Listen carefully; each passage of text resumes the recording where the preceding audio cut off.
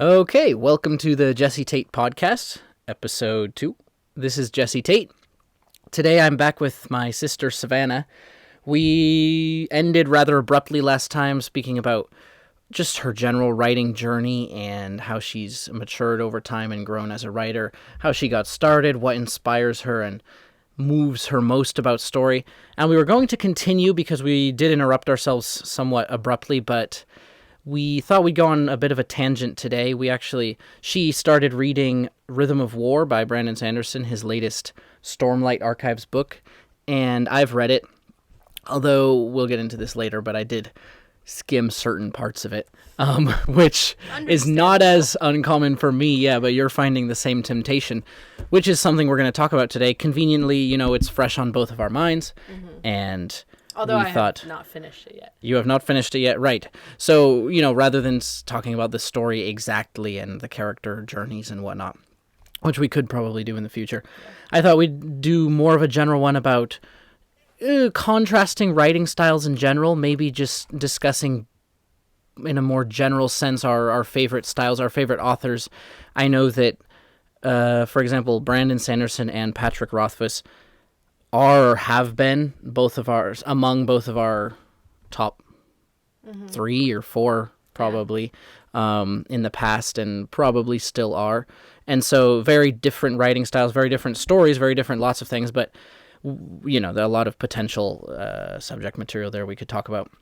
So I thought we'd do that with this fresh contrast of Rhythm of War. And you and I have both read Rothfuss many times, and I would say we definitely remember each story beat more closely than we do Stormlight Archives. So that's already fresh in our minds just from being familiar with it.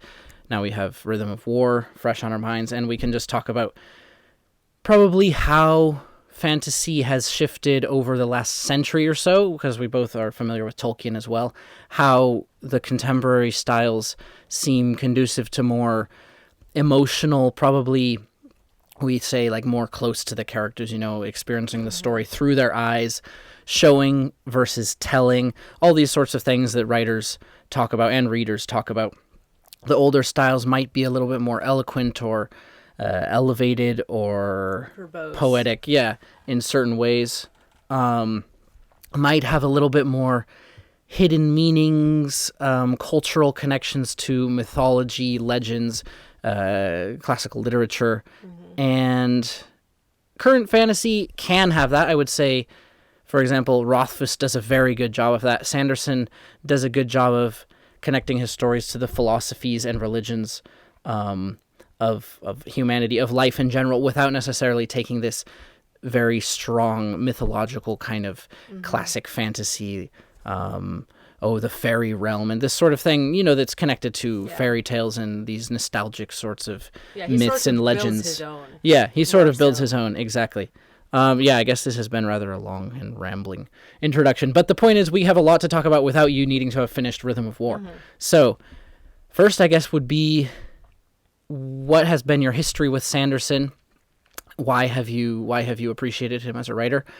And what is your kind of first impulse or instinct upon starting Rhythm of War now, fresh, after having not read Sanderson for couple years, and then before that, before Oathbringer, it would have been even longer, probably.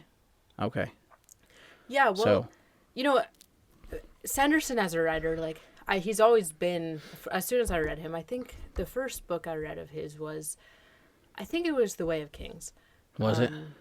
And then I did Way of Kings. Not Words Elantris. of Radiance. No, and then when I was waiting for Oathbringer to come out, I went back and I read some of his other ones, Elantris and some of the Mistborn ones and Wax and Wane and all of those. And initially, from the first 2 that I read, Way of Kings and Words of Radiance, I immediately thought, here's an author that I really like. Yeah. Comparing him to other fantasy authors that I had read in the past that I had also enjoyed, like, Terry Brooks or Christopher Paolini, among other ones. What stood out to me about Brandon Sanderson was he definitely touched a vein with a contemporary audience, I think, because he tells his story in a very accessible way, and some of the struggles of his characters and their emotions and their, you know, their thoughts that you get to see, you can tie definitely into today's generations, you know, maybe more so than like Tolkien, you know, who is like this grand quest adventure, but you know, you're not necessarily like empathizing with Frodo or you know, Aragorn or, you know, any of those characters. Sanderson definitely, you can tell that he tries to infuse his books with themes that you can apply to, you know, today's life and relationships, you know, even the relationships you have with families and friends, you know, that can apply in this day and age and not just in like, you know, Gondor. And so I was like, okay, I liked that. That was, I could see that he was thinking about the characters and thinking about the way that human relationships work and the human mentalities are.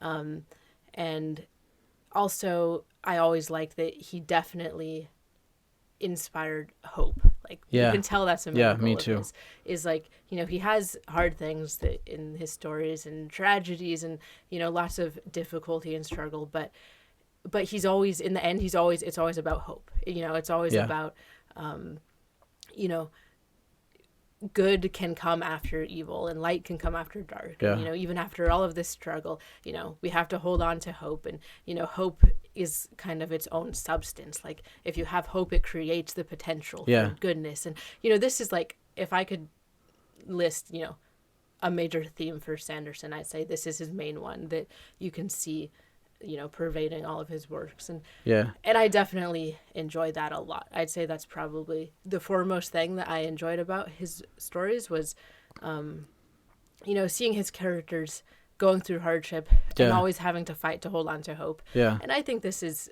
very key because in a lot of stories, you know, like I feel like a lot of modern stories too, it's more about,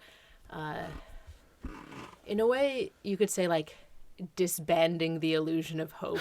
I don't know. You know, that's perhaps too broad of a statement to say like, you know, most modern stories, but that seems to definitely be a trend. It's like coming away from an ideal, coming away from perfectionism, coming away from, you know, the idea that, you know, we can reach this idea, and it's probably, you know, I mean, this is goes very complex, but it probably has to do with the, you know, dissolution of religion and faith a lot in culture, I think, is coming away from an idea of, you know, perfect as possible and striving to attain holiness and all of that. And, you know, I think it's a delicate balance here, but, I think it's definitely dangerous to sway too far in the other direction of like, oh, you know, life's a tragedy and pretty much, you know, there's no assurance that anything's going to be good. And, you know, we'd better all accept that and accept that, you know, you're going to be just a big mess. And I just need to accept you for that. And everyone's going to be a big mess. And, you know, there are certain true points to this, you know, to like, don't expect, you know, life is a struggle. Life is challenging. Relationships are challenging. You know, people are complex. I'm not saying to deny any of that. But what I like about Sanderson is in the end, he brings it back to like, you know, hoping and believing that, you know, tomorrow can be better than today. Interesting. Yeah, I definitely agree with everything you said there. It's, wow, it brings in so many different things, so many questions. The first question that I do want to get back to is regarding the emotions. The emotions of Sanderson and more contemporary authors being more relatable, like you said, to this generation. Whereas in Tolkien, you have this epic quest in the dark, you know, the classic Dark Lord. And so that's the first question that I will go back to. But then other things really quickly, just, that brings in so much. First of all, hope, as for me, it has always been, or I've come to recognize that I think it should be philosophically and is one of the primary purposes of story and one of the primary values of story, I think, is to carry on hope, is to carry the brand of hope. You look at all these, you know, the darkest, most suffering heavy, most gray, you know, morally ambiguous. You look at the most difficult situations and questions, and you grapple with them, and you have to come out in the end with an answer. And there are, there's this struggle we had in high school of always reading the really depressing books that never ended well and never ended hopefully. And I still philosophically disagree with actually quite a good proportion of them. Just I don't think they had a good message, and I don't think they were super well done.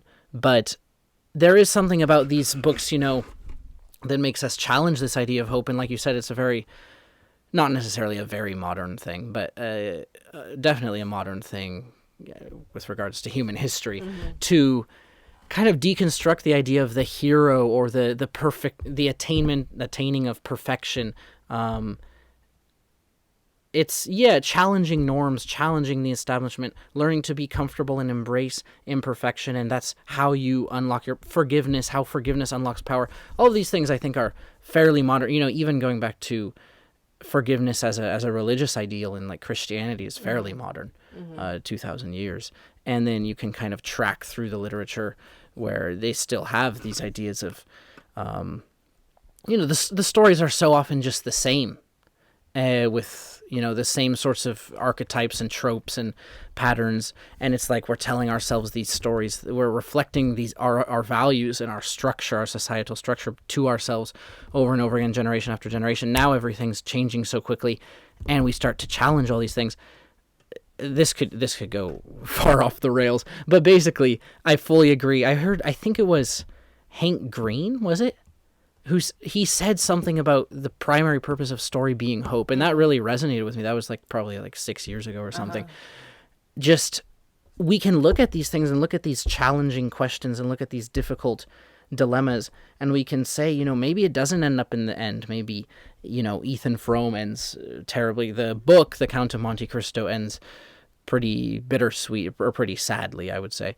And, book after book after book, even Tolkien actually, ends sad in some ways, in a slightly different way. But we can look at these and we can think, okay, what happened? What truth is that reflecting? And how can we make it better? How can we do differently? And I think it is important to kind of weave this in with hope, acknowledge the things that maybe literature hasn't always acknowledged, but then weave it in with hope. I think that's really vital and true in the end. Like you said, hope creates itself. Hope, it's essential. It's like Rinpoche says, we have nothing if not belief. I always like that. And that's a big conversation. But sorry, to get back to it, with regards to the emotions, you felt like Sanderson resonated with you emotionally. Do you think that that's a reflection of more of a stylistic shift over the last century? Like, I would say these older fantasy, kind of an older style in general, but the fantasy that started the genre was more distant from the characters, a little bit more of a grand kind of overarching journey, a narrator adventure with a broader, exactly. And, lots of symbolism, lots of emotions, and they write poetically, and you can have very poignant moments, very powerful moments with characters, with, between Frodo and Sam, blah, blah, blah. But you just do not have, honestly, the same level of precise in character, fully absorbed in character description, of someone's point of view as they experience a story. You just simply don't have that. Would you say that's more of a stylistic thing? And it's like, nowadays writers focus on this more and this resonates with people more? Or would you say, no, actually Sanderson is focusing on emotional questions and such that are more relevant to this generation because it's this generation that's today? An interesting question. I would say... I mean, it could be both. I would say primarily... Audience shifts as... Yeah. But I would say primarily the former. Because, when you think about it, most of the emotional, interpersonal, relational themes that Sanderson has, between, father and son, or, friend and friend, or, love interest and love interest, there's themes that, would conceivably be able to span a lot of human history. And I think the difference is more in the level, the detail, the fine tune to which he decides to, pull you close to the reader and go into their mind. Yeah. And just that stylistic thing. Whereas, in the past with stories like, the original fantasy stories, Tolkien, and even like George MacDonald and Lloyd Alexander, right. Yeah, like a lot of the early ones, it definitely feels more like the story is a metaphor in a way, like Lord of the Rings and Lloyd Alexander. They're like, it's more of the classic hero's journey where you go through the adventure of the hero, and like it's the plot points are very much in mind, like the focus, the end goal is very much kind of the focus.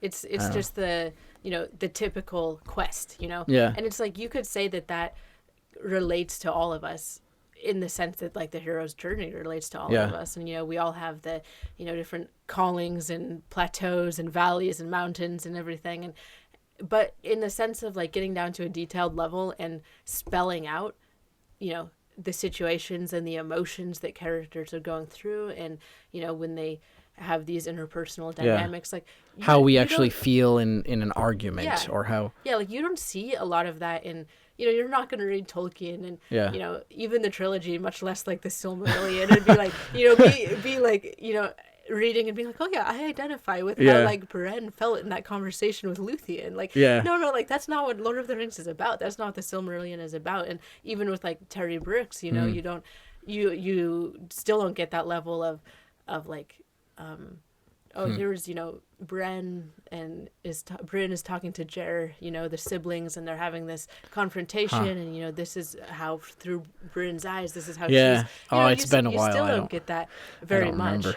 I just remember thinking he's not that good of a writer anymore, but he's definitely interesting because he's I read the Sword of Shannara first when I was pretty young.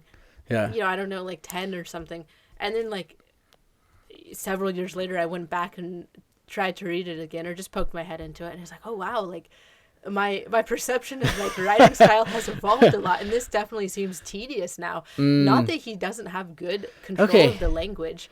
I don't remember. I just remember pages of introspection, right? Yeah. That's the main thing that stood out to me that I didn't like. This brief tangent. Terry Brooks. That's the main thing that when I went back and read his writing again, I was flipping, and you have the page long paragraphs. And it is, and it's printed like this too. So and it is just I'm not necessarily like criticizing him. It's just interesting to study in the like the evolution of storytelling and writing, how so much introspection. You'll just have pages of this character pondering things, and contemporary authors do that some, and honestly some contemporary authors like Brandon Sanderson does it with the whole like direct thinking, in italics, the character thinking, not nearly to the extent that Brooks does, but I would actually say that, like Terry Brooks has a much better grasp of like the language than Sanderson does. He can write something with, I think, more eloquence and complexity, and make it more of a pleasant experience to read. Like you read it and you're like, okay, this is nice to read, more so than Sanderson, which is pretty plain. But oh man, I'd have to see it again. Have just the virtues and vices. Sorry, I got distracted. No, that's okay. On that. No, you're probably right. It is just very simple prose, Sanderson. So I mean, it must be compared to. I just don't remember Brooks well enough. I just remember the most recent time. There's always the good emotional story. Climaxes and moments, and it's like you can just kind of flip through and enjoy them. After the fact, after reading through. But I haven't actually gone and like read his prose probably in like 8 years or something. I don't know. Anyway. We were talking about Sanderson. Characters, stylistic. Now, one thing that occurred to me while you were speaking is, there is, what you said about the religion, I think, could be a very interesting and probably very complicated point that's probably holds some truth.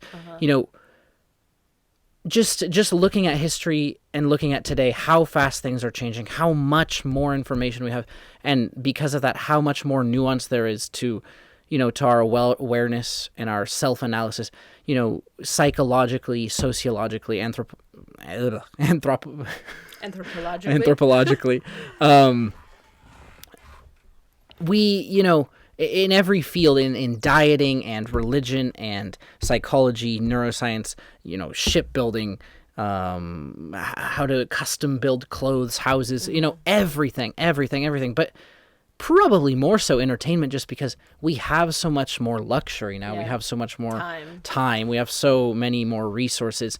We are able to indulge and to focus on, depending on how you view it, more meaningful things or more frivolous things or more, whatever the case, less pure, less raw essential. Survival. Yeah, exactly. So I would say because of this, particularly in the realm of entertainment, we are seeing so much more subtlety with regards to, art and character development, and trying to challenge these norms and trying to grapple with, why have we always insisted it must be this way? Why have we always believed this way? And if you go back thousands of years, at least with the knowledge we have now, it seems that, in general, just life was a lot more uniform. Survival was a lot more the focus. Farming methods were a lot more, well, I don't know if everyone would have practiced. Probably nowadays, everyone practiced more uniform farming methods for peak efficiency. But, stories probably were laid out to point people towards a cultural ideal.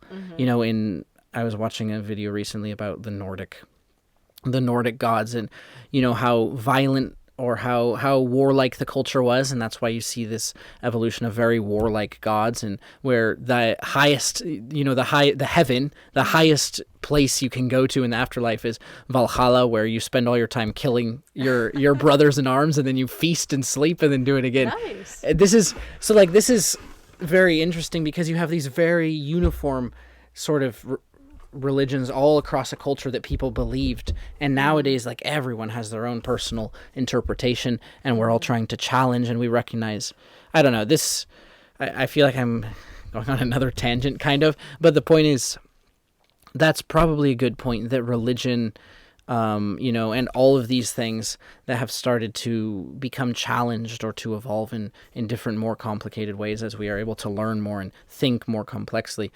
A natural kind of result of that would also be the challenging of classic, historical literary norms and patterns and archetypes. Then you do have, like, the Count of Monte Cristo and Alexander Dumas. Let's see, when was, like, Tales of Two Cities and those as well? When were those written? Dickens and I forget, but those are older. Yeah. I think even before Tolkien. Well, but I know before Tolkien with Alexander Dumas. When was Dickens? We'll have to check that. We should know that. But these are very, again, you have very kind of, could be viewed as tedious style, but very eloquent, very poetic.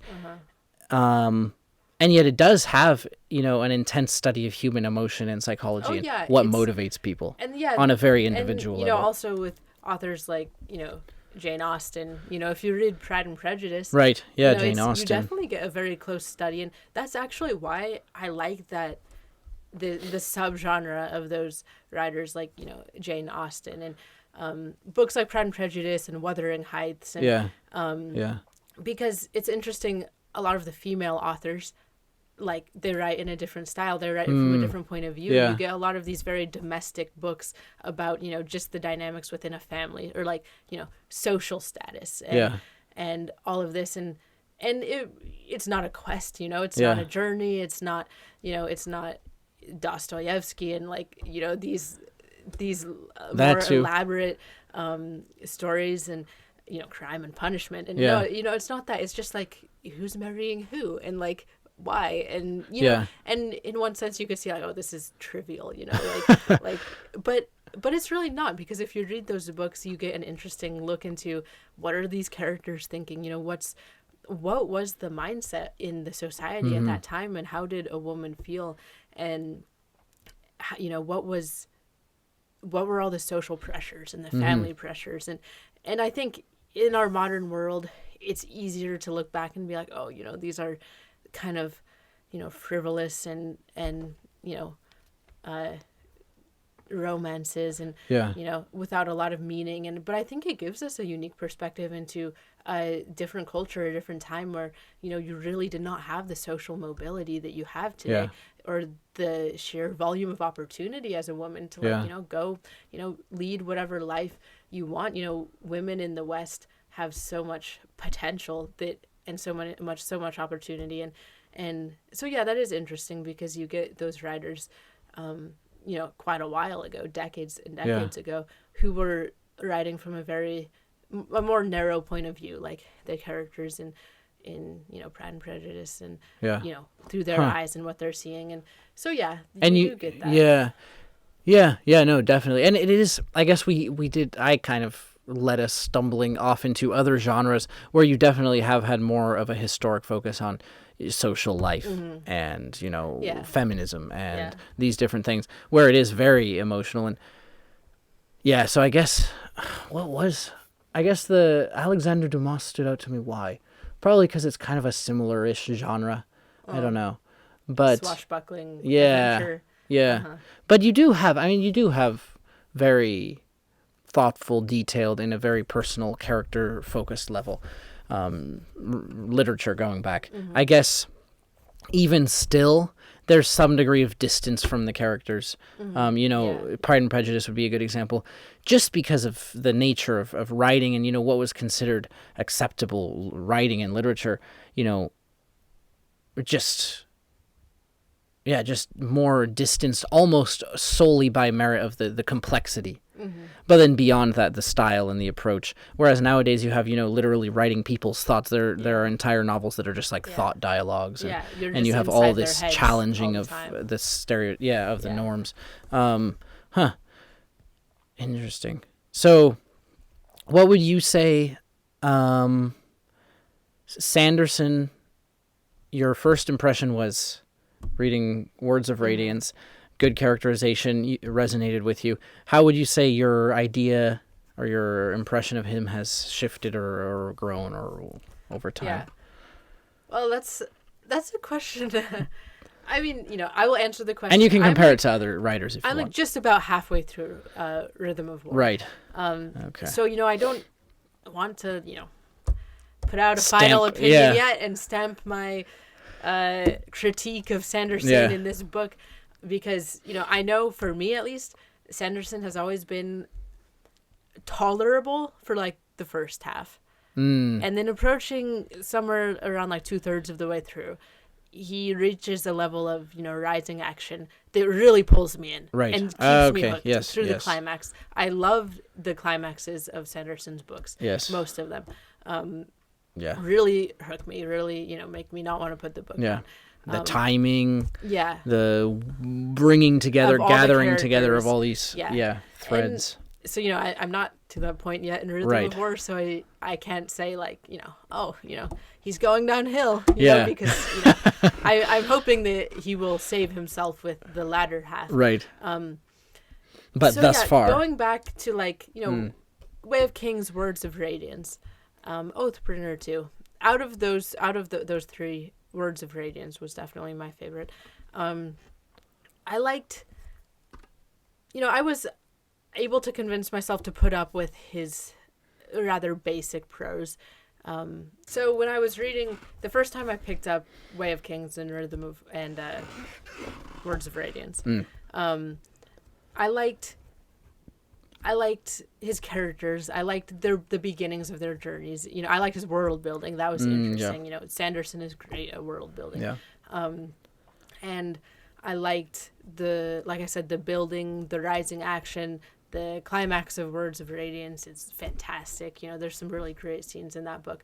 And his, the prose itself, the writing itself is elementary. But, that's fine, because really, if you had to pick between, fabulous writing and a fabulous story, like a fabulous story is always going to win. That's that's what it is. That's why you're telling a story, is for the story.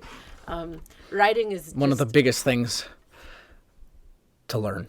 that we've learned. Yes.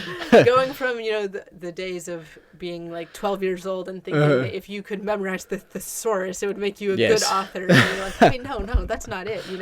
It's not how many words it's how you use them to tell a good story. And, that's what I liked about his first books was he told a good story. And, the words he did it with were simple, but that was okay. As I've read more, like I said, Words of Radiance was my favorite. Way of Kings I liked too, especially the last, third. In the beginning, it's kind of a slow start because it's a massive series that he's trying to set up. Yeah. Oathbringer I also liked, not quite as much as Words of Radiance. Rhythm of War, I'm like 45% of the way through. So far, my verdict is that there's way too much focus on the plot for me, as opposed to the story, the characters, their journeys, because you'll get whole chapters with characters like Navani, who she hasn't been a POV character in the past, and it's not that I don't like her as a character necessarily. She could be great. He just gives not very much time at all to actually building her, and she's just an example for the overall thing that I'm talking about. He gives really not that much time at all to developing her as a character, as like, okay, who is this woman, who, inside of her, what type of person is she, what's her personality? I mean, you get that she's a scientist, she loves discovering new things about you have the Fabry dolls, and she's always trying to, but she, she's relatively newly married to Dalinar. You hardly ever get to see them interact. Yeah, she's that's true. Newly, Definitely. The stepmother of Adolin and Renarin. You hardly get to see them interact. Yeah. Like there's no relationships that really mean anything in her whole story. Like the only people she interacts with 90% of the time are the various, scientists and researchers underneath her. And she's just going around saying, oh, good work on that. Okay, try this now. Good work on that. Like, let's try this new angle. And to me, it feels like, with Navani being an example, and then, stretching to the rest of the story as well, that he's trying to set up, there's a very complex plot going on, and he's trying to weave all of these strings together. And it takes a lot of time to do that. And in order to not make the book, 2,000 pages long, and to get through the plot that he needs to get through, he's having to sacrifice a lot of what, in my opinion, is the really meaningful and enjoyable part of reading a book, which is, the story, the characters. And, if you read, and I think this is a weakness of fantasy in general, because if you read some other genres like historical fiction or not even fiction, nonfiction, historical nonfiction, whatever, you'll realize like, wow, you can tell a story, you can have a novel, a few hundred pages, and pretty much, maybe like 5 things happen in it. Very few things happen in it. Very few like momentous things. Yeah. And you can see like, oh, pretty much this whole novel is told in this little square patch of land, and like 5 people live on that land, and like that's the whole novel. And like a fantasy author, most fantasy authors would be like, oh, you can't tell a story with that. Like the world has to be ending. Something has to be blowing up. Like, something cataclysmic has to be taking place. And this could partly, of course, be the sorts of people who become interested in fantasy are the sorts of people who like to think about those things. That's what I was just going to say, is like, I'm not bagging on that the entire thing. Like, sure, make the world be about to end, blow something up, make it dramatic. That's part of why we love fantasy. That's like, I'm not saying, oh, get rid of all of that. Right. But I'm saying that it's amazing how much more potential there probably is. Yeah. Because I say if you can combine everything we love about fantasy, which Sanderson has a lot of great stuff. The world building, the whole scenario that he's invented with, the Spren and Shadesmar and the Shard Blades and the this and the Radiance and the Voidbringers and everything. It's like, okay, this is pretty cool, And I think if he could just match that with spending enough time on really developing meaningful relationships between the characters and spending enough time on that which I would say is the heart of the story, Yeah. which is not the plot, not the events taking place, but like the individual character journeys taking place. Yeah. That's what I'm missing in Rhythm of War. Huh. And it's not that he doesn't do it at all. You definitely see, and remember, I'm only 50% of the way through. You definitely see with Kaladin, he's going through a journey of, laying down the spear, being a warrior and trying to heal himself and help others at the same time, and that whole thing, that's definitely a character journey that he goes through. Shallan has her own journey with these different personas that she's having to battle and like try to balance and everything, and you definitely get these character focused times where you can tell that Sanderson has written this into his outline of like, okay, this is how Shallan develops along with the plot. This is how Kaladin develops along with the plot. But I'd say, to me, what's missing a lot is the relationships, because no character should develop independent of their relationships. And all the main characters are just isolated from one another too, for so much of the story. And then this was something. I mean, really briefly, this was something for me that I actually liked in Rhythm of War. My just vague memory, or my vague impression is I liked Rhythm of War more than Oathbringer. I found them both struggling with a lot of the same things you're going through with regards to an over focus on plot, or just, it's so bloated at this point. There are just too many characters to relate to. You really just start to recognize, oh wow, Name of the Wind has something going for it there. But specifically with Kaladin and specifically with Shallan, and some Adolin, probably, I did feel in Rhythm of War that more of those plot points that he has outlined, more of their actual, the blows of their journey, I felt like more of them took place and more of them were satisfactory than in Oathbringer. So, despite all the what I felt like was tedium or dragging a little bit, I felt like the end result was a little bit more gratifying. And of course, I finished the book. A little bit more gratifying to me because of some of the things in... Shallan actually disappears for a really long time, but some of the things in her storyline and some of the things in Kaladin's coming to fruition, whereas in Oathbringer I felt like so little happened as far as actual character journey. Anyway, continue. Yeah, well, I was tying it to like, you see how each of them develops. Sorry. One key point would be that in Rhythm of War, Kaladin and Shallan are two of now many, many more characters that we're focusing on, and actually Navani and Raboniel and Venli are very primary characters and not as connected to the reader. Yeah. Sorry. Yeah. I think, if Sanderson should focus on one thing more, I'd say it's, like I was saying before, the relationships, because, for instance, you have Kaladin has been recently reunited with his parents, and he has a younger brother.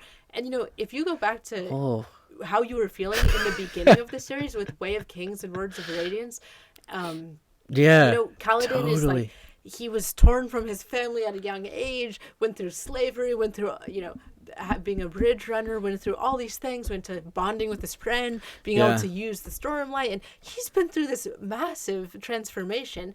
And then you find out he's going back to visit his parents, and you're like, oh, like, you're so excited, this is going to be like, how is he going to interact with them? He hasn't seen them in years. He's feels responsible for the death of his younger brother. His parents have been thinking he's like dead all this time. This should be a big thing. And then it just kind of happens quietly. And then that was something that really bothered me in this book, in Oathbringer. So that's an Oathbringer, and you're like, oh, maybe they'll like do more in the next book, Rhythm of War. And then Rhythm of War comes, and his parents come to live in with him, and the dynamic between them, you just feel like, I'm wanting to know what's going on between them, because they've been separated for so long, and all you get is just like a few exchanges and just kind of playing to advance the plot. Whatever's happening. Not a lot of like how would you feel if you had gone off to war and been in slavery and then come and been reunited with your parents? Like, not that much, diving into that. Yeah, totally. I definitely agree. And maybe it's deliberate, maybe it's this intentional, study of people grow up, and especially people like Kaladin, grow up, step into so much responsibility, so much pressure, values change, priorities shift, and quite frankly, it's difficult to maintain a close relationship, or it is strained, or, the rush and chaos of life can just take over, and it might just be these quick interactions unless you do something more. It could be something like that, but it just doesn't feel very satisfying. It, like you said, it lacks the actual emotional recognition of that, if it is an intentional kind of distancing. And it's 2 books long. Like, it's been thousands of pages that this has gone on, and yeah, I fully agree. Going back to, probably because there were fewer characters as well, but when you have this climax in Way of Kings, and when, they free the bridgemen, and when Kaladin frees his squad, and when he, thinks back on his father, it's just so powerfully moving. It's just so emotional. And I don't know. So, I mean, you wouldn't say, oh, you think Sanderson's going downhill, like, he's just lacking that now. You would say you're waiting to see, plus maybe it's just too bloated with so many characters. Yeah, I would say mainly, it's not that I've lost faith in Sanderson as an author, that, he's lost it, he's missing it. No, not at all. You can still see that he's trying to pull these things in, that he's trying to, weave these themes, and you can still see that. I just think that largely due to how the story has just gotten so overgrown, and like you were saying, yeah, it's no longer just like a few simple characters with their lives of like trying to, save the people that they love, Kaladin trying to save his bridgemen, it's no longer such a simple thing. It's just become very complex, everybody has so much power now, they can move from place to place. Like, a lot of the actual journey, physical obstacles of, being a slave, and just, that's your obstacle, is like, I'm in chains and I can't get out. Like, there is a virtue to those sorts of struggles, because they necessitate a more, simple story that lets you really get in and feel the plight of the character. And now it's just everyone's flying everywhere and using their powers, and so much is happening, and you've added, 3 times as many main characters. And I think it's mainly that. Okay. I don't think it's Sanderson actually, losing quality or anything like that. I think it's just difficult to give enough time to these things when the plot has become so complex. Yeah. Okay, that was actually all we covered in that conversation. There was a sudden summoning to action in our lives, and we were unable to continue. So this podcast episode, unfortunately, like many of my others, is going to end rather abruptly. I'm trying to get my system more organized so that doesn't keep happening, but this was already 43 minutes, fairly good length. I feel like we covered a healthy range of sort of the beginnings of several important conversations for storytellers and writers and readers. And yeah, I hope you enjoyed it enough, found it engaging enough to subscribe and tune in for the next one. Thank you.